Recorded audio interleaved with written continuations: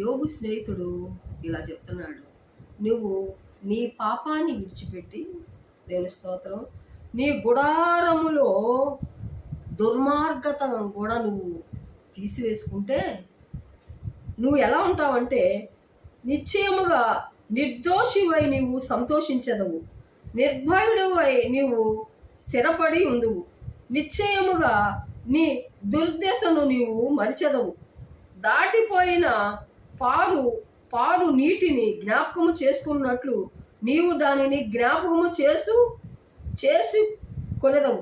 దేవుని స్తోత్రం. అప్పుడు నీ బ్రతుకు మధ్యాహ్న కాల తేజస్సు కంటే అధికముగా ప్రకాశించును.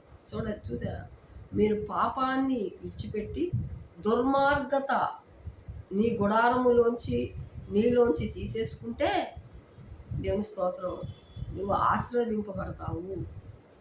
స్తుతులు. అప్పుడు దేవుని వాగ్దానం మన పట్ల నెరవేరుతుంది. మన హృదయములో, మన కుటుంబంలో సంతోష సమాధానాలు ఉంటాయి. దేవుడి మాటలు దీవించుగాక.